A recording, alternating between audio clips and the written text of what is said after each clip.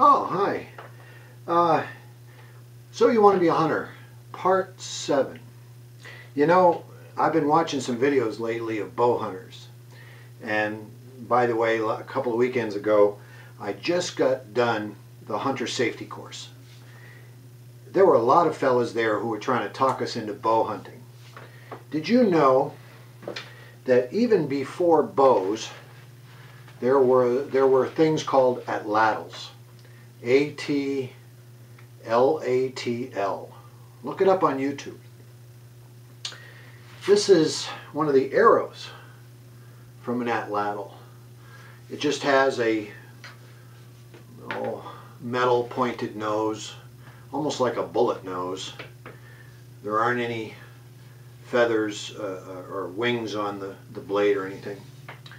But these suckers were the precursor to even bows like we're accustomed to. The atlatl itself, I've taken these out and I've shot them. They go through the air and they, this is the atlatl. It was a long stick, had a handle. Put your fingers through the leather and hold on to it this way, and it had a tooth on this end. And you took one of the arrows, and the back here on this tail end it has a little concave surface. You'd hook that on that tooth, you hold it like this, and you'd throw it.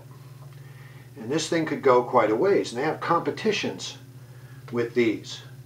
But this even predates regular ordinary bow hunting. So I'm not saying I'm going to go out and shoot a deer or a moose with an atlatl, but I'm curious about it. Anyway, for you bow hunters out there, just a little trivia in your history. Like I said, I've completed the hunter safety course at this point. Took a long time to get in there. You got to watch those. They'll tell you about the classes that are coming up, and some of them may not be convenient to you. They might be far away. So you be a little selective. Also, they're going to range in different dates. Some of them spread out the class for 3 or 4 days, couple 2-3 hours a night. In my case, I found one in a very short distance away, Saturday and Sunday, from 8 to 5, and you have to have a minimum of 16 hours. And then they give you a 100-question multiple choice test. You have to get at least an 80%. I got a 97. I got 3 wrong. And then they take you out on the range. They let you shoot 2 or 3 rounds out of a 22. And for those of you who've shot guns like I have before, that's nothing. That's just academic, really. But I just wanted to let you know that that part of it's done. I know I'd mentioned in the past I was still trying to get into that class. So I finally got into that class. Take the class, pay attention. There's some great stuff in there about ethics, about the rules of the road for your state. They'll give you a little badge when you're done. It says that you passed the hunter safety course. One thing you can do is go online to your Department of Environmental Protection and sign up for a conservation ID number. This number will follow you the rest of your days. So you can go on there even before you've taken the class, get your hunter identification number, and then transfer that over each time you take additional classes. There are classes for archery, rifle, handguns, etc., trapping. They covered all those things except for the handguns in the hunter safety course. But they do it, you can take, if you wish, additional classes that will cover them in more detail. And then of course the badge and the certificate's coming in the mail. As soon as it comes in the mail, I'll either go online and get my hunting license online, which I will do for the state of Maine, or I'll go down to my town hall to the town clerk's office and I can get my hunting license from them. And I thought the first time I did it, I'd like to go down and in person apply for the hunting license. For the state of Maine, since I don't live there, I'm going to do that one online. And I put my name in the lottery for moose. Apparently up there's a lottery for moose because the numbers are sufficiently low enough where they don't want that many killed. So I put my name in the hat for the lottery. They're going to do a drawing in June. I'll find out if I got chosen for the lottery. You'll get interesting booklets like a booklet about the hunting and trapping laws in your state. You'll get this anyway when you get your hunting license, but this is a very valuable thing to have. Not only does it tell you where you can hunt, but it tells you when and what the limits are and all that sort of stuff. It's very good information in here. and it's worth having. I've added a couple additional items to my pack. The guys who taught the hunter safety course were guys who'd been hunting for 40, 50 years, 30 to 50 years. We had 4 different instructors. And so you're bound to pick up some useful tips. Here's some things I didn't think of that I learned about, and I decided I better have these in my pack. Number 1 is a mirror. Being able to signal if you're in a situation where you're hurt and you need to get somebody's attention. Instead of carrying a large saw, I figured it'd be a good idea to carry one of these chain saws, the manual style. The chain itself will not cut your hand. You can run your hand up and down this all day long and it won't hurt you. But you wrap this around a branch or around a leg bone, or any kind of bone that you're trying to cut. This thing is very sharp and it'll go through it like butter. But you put this on either hand. This one has straps. Wrap it around whatever it is you're going to cut, and back and forth, and it'll go right through it. And I thought that was a very valuable thing to have. Didn't cost much. I think it was $8, something like that. Not an expensive item, and worth keeping in your pack. Let's say you had to cut branches for splints. You broke your leg. Somebody broke their leg or something. This is going to cut through bone. It's going to cut through branches and so forth. Fingerless gloves. If it's cold out there, I want to have a glove on my hand when I'm out tromping around in the woods. So that's what this does. It allows me to have a glove for my hands, and of course both of these do the same thing. They both have a mitten style. But then when I'm getting ready to shoot, there's a piece of Velcro back here, and it pulls that back, and now my trigger finger is free. These didn't cost much. I got this flashlight as our employer at Christmas time, when they have a party, they usually give everybody some sort of a gift. Sometimes it's an umbrella and whatnot. In this case, it's a flashlight,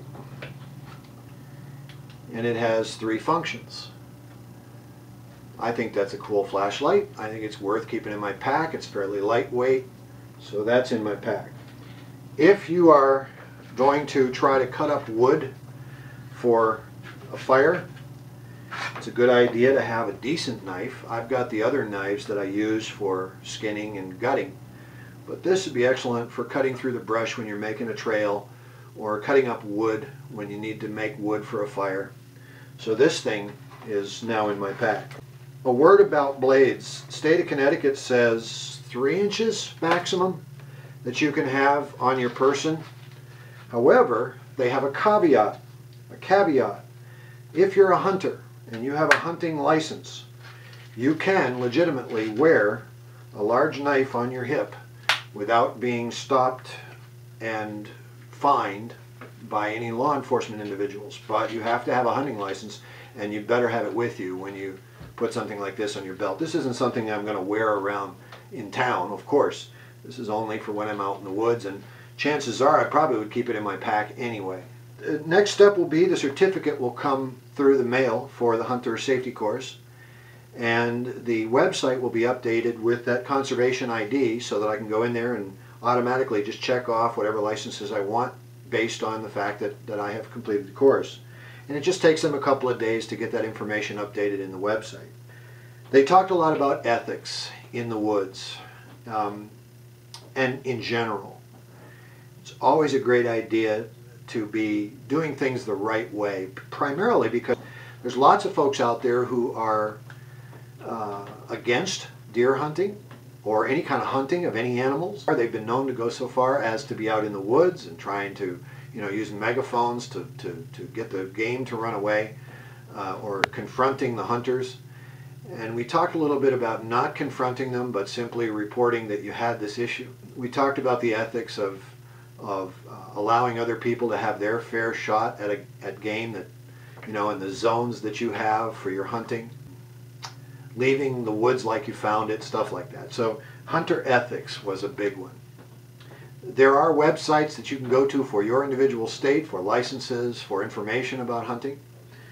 But I wanted you to be able to know that since you were curious and you've asked about this, hey, did you get your hunting license yet? So I wanted to let you know. Finally got done the hunter safety course, and now we move on from here. So the next video at that point, I should have had my hunting license in place. By the way, you're going to have a hard time trying to find ammunition right now, especially since some of the things that have been happening in our country and even in my state with regard to guns and gun legislation. It's very difficult to gather together the kind of ammunition that you need for your particular weapon. So be mindful of that as you go out to the stores. You're probably going to run into some shortages and some delays, and prepare ahead of time.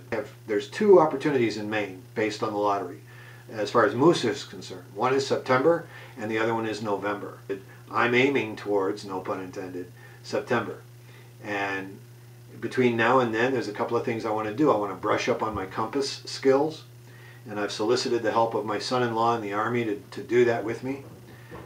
Getting used to the compass that I have and how to use it so that if I'm lost in the woods I can use it successfully. I doubt there's going to be much of that going on because the guy I'm with, that I'm going with, knows the woods really well, better than I do in that region.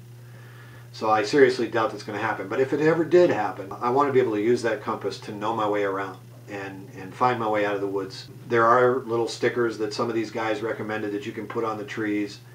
But if you go for any length of distance after a while chasing after a deer or something, you're not going to remember to put stickers on trees, and it'll be a while before you find your way back to your stickers. And also being out there taking walks, trying to make sure that I'm in fairly good, reasonable physical health. Nothing worse than being in lousy health and then going out there and not being able to hold up under a hike through the woods for a couple of days. Another thing is scent. Apparently the laundry detergents that are typically used have brighteners in them that shine like fluorescents to deer, or deer looking. They see these speckles on our clothes from the laundry detergent that shine up like a black light poster. So I'm looking at right now some laundry detergent that doesn't have phosphorus in it, which is the element that makes that shine, and that does not leave an odor behind. So there's products like Scent Out and Scent Free and stuff like that for not only for laundry detergent for your hunting clothes, but also soaps and shampoos and so forth to keep the odors off of you, so that because deer have tremendous ability to smell, 10,000 times better than us, and so obviously you try to stay downwind, but at the same time you also try to eliminate any odors that you might introduce. Not eating a lot of garlic and spicy foods the day before you go out. Little things that you can do to minimize your footprint when you're out there. So I'm looking at that a little closer and the kinds of products that are available for doing that. I heard one guy say, take your hunting gear, put it in a bag, and stuff that bag full of the dirt and the pine needles and stuff that is typical for that area, and shake it up like shake and bake. Get your clothing to smell like the outdoors, and you're headed in the right direction. He said he always does this with his hunting clothes. That's a fair suggestion. I think it might be a practical one, but you still want to make sure you don't have any phosphorus on there coming from the laundry detergent.